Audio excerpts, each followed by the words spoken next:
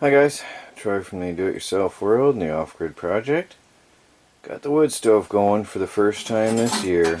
You can see a little glow inside. Still burning off the soot on the inside of the window yet, but I'm running it relatively warm. You see the temperature? We had to rip apart the house. Melanie had decorations on the wood stove, around the wood stove, and so now we're trying to figure out where everything goes, because with summer you could use all the space in the house. With winter, that chest for example over here has to go, and there was stuff around behind the wood stove. She had a little magazine rack up against the stovepipe, and there was a coffee table here, an end table. Baby cat's liking it. Poor cat was shivering this morning, so we had to kick on the fire. She's liking it now. She's happy. She was shivering, so I figured, well, it's time. It's definitely time to get it going. I was wearing a jacket. Melanie was wearing a jacket. Now I'm sweating in a t-shirt. We got windows open, but I want to burn that soot off inside the stove itself, and burn it clean, because the last time I used it, I ran it cold and let the fire die out slow, which is not the cleanest way to use a wood stove, to say the least. So, I'm not going to show you. I think Melanie would be embarrassed, but the house needs some cleaning. We got to figure out where to put everything now that we pulled it away from the stove. But, well, that time of year has come. Hi guys. Sitting here in the off-grid tiny house on wheels, and I just want to tell you I spent the bulk of the day with Melanie, but also watching YouTube videos on how to drop trees.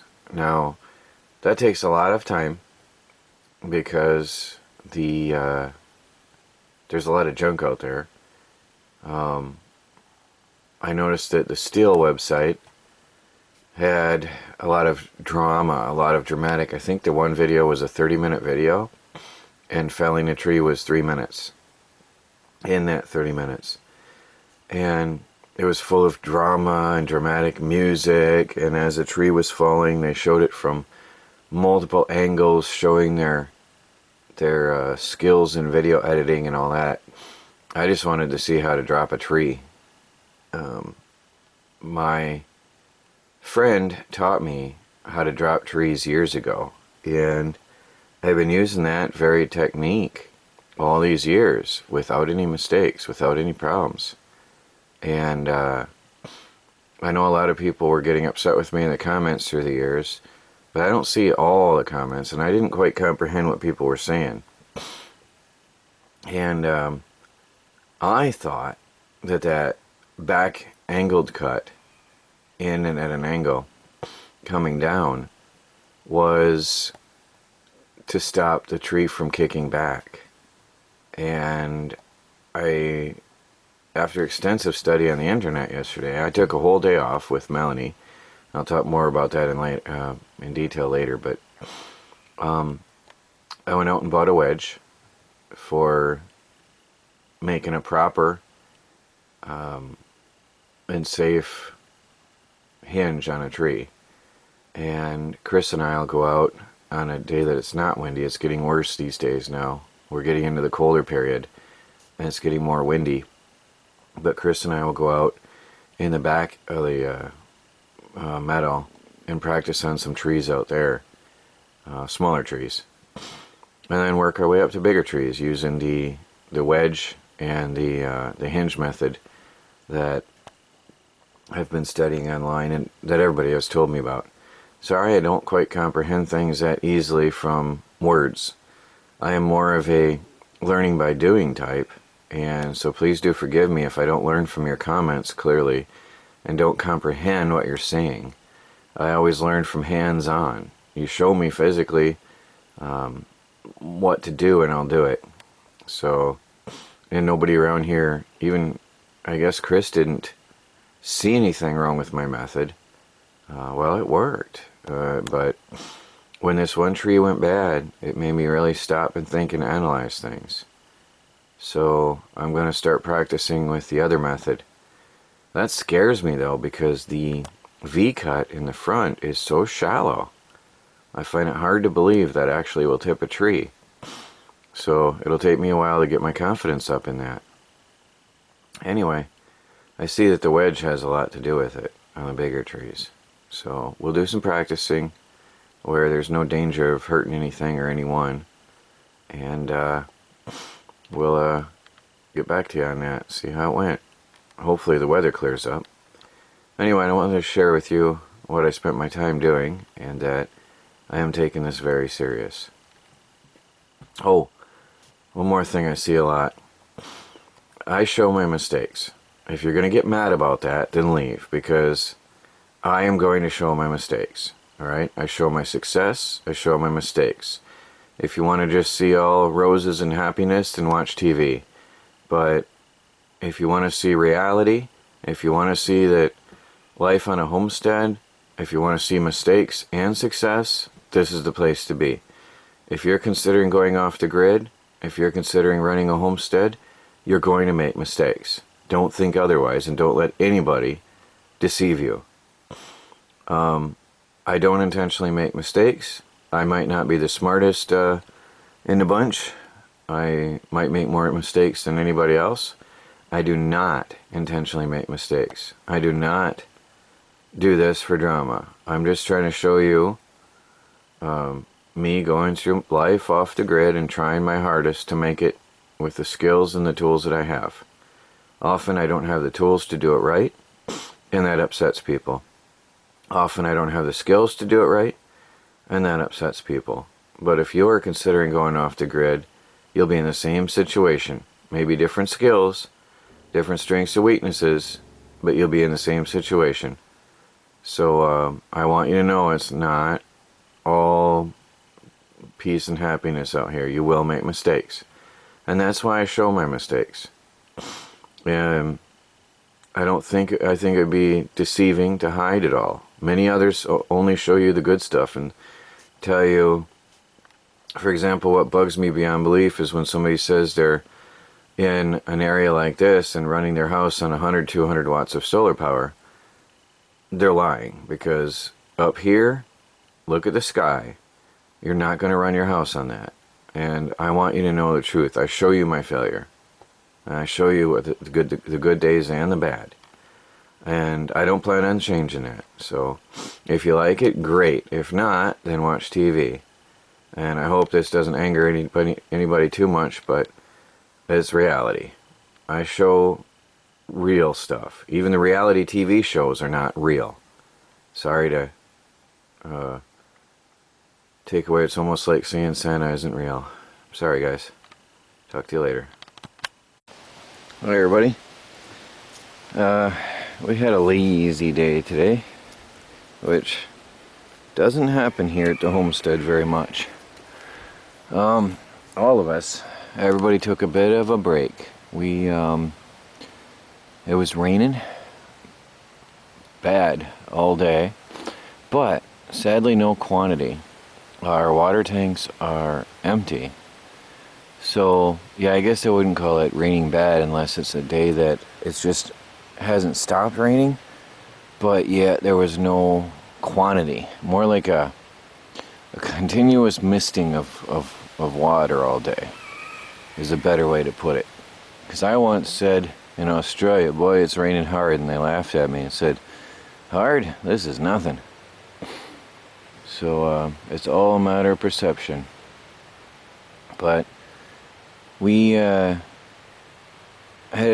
took a bit of a day off today, which is rare out here. Like I said, we did our chores, took care of our animals, did the things you have to do. There really is no day off at the homestead.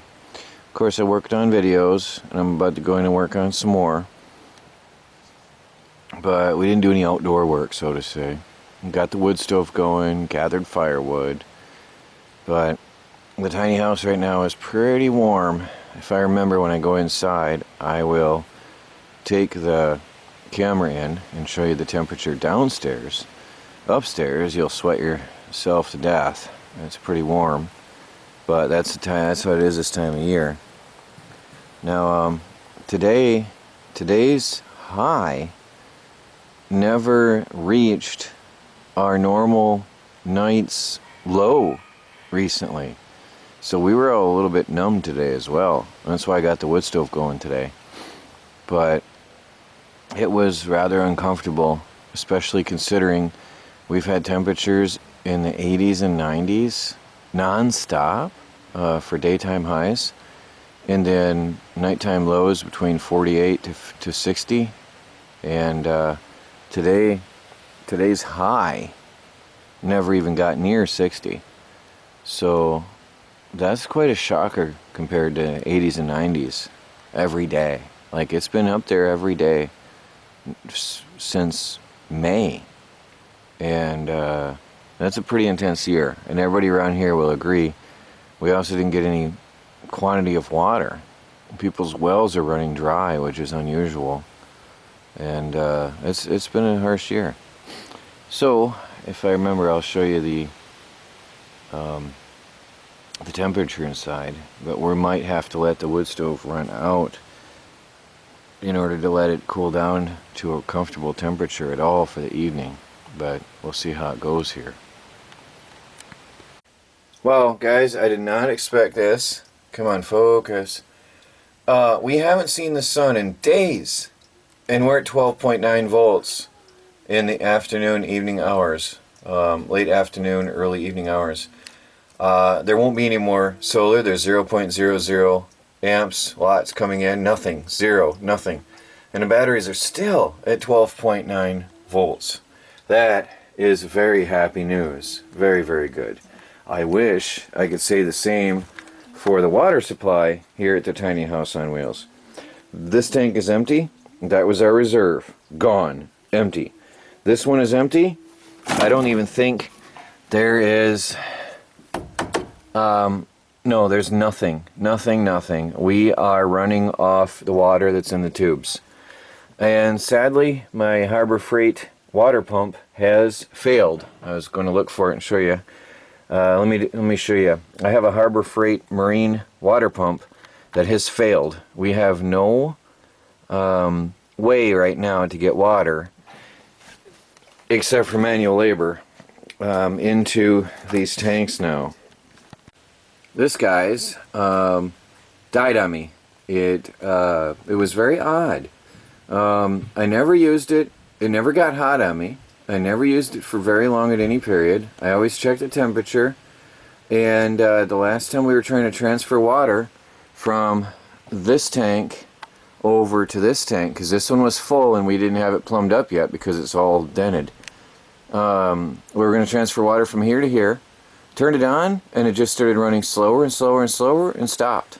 And that's it. Well, it does, it sort of turns on and makes a funny noise, but it doesn't pump water anymore.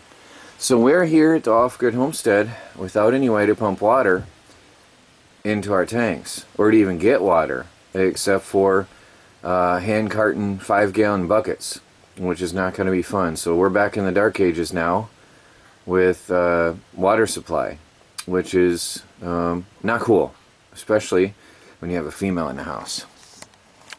Everything's empty. Although it rains recently non-stop, like there's this mist continuously, there's nothing coming into the tanks at all. So we are done. And I don't know what we're going to do here. Right now we are using literally 5-gallon containers that we hand cart. And that's it. So no more water at the off-grid homestead. Look at this behemoth, guys. We were at the grocery store. I'll put my hand on here for comparison. We were at the grocery store, and these are sold as edible ornamental squash. And there was a pallet-sized box, 4x4x4, full of decorative gourds, edible gourds, and white pumpkins, oddly, and some weird pumpkin-y looking things with warts, which were ugly. And they were all half the size of this, and this was on top, waiting for me, calling to me. $6.99 for a single entire 17.5 pound squash. 17.5 pounds. I weighed it, and it tipped the scales over. Huge squash. And I did not hesitate. I saw it on top of the box, and I grabbed it, and I carried it through the store. And funny enough, because we didn't have a cart, everybody talked to me about this squash. It was huge. It was weighing me down. And all the way through the store, people were talking to me, laughing about it, joking about it, asking questions about it. And everywhere I said, I'm going to eat this thing. I said, I'm taking this home. I'm going to eat this thing. Because squash, any normal squash at the grocery store around here, because we have the most expensive grocery store, although to be fair, I have to say, they have the best customer service of any store I've ever seen. So you got the good with the bad. But squash is anywhere between, on sale, $1.79 a pound, up to $2.79 average, and as much as $3.29 a pound. So we don't eat squash in this house unless it grows in the garden or we get it like this. And our squash didn't grow this year. None of it. Not a thing except for summer squash. So this is nice.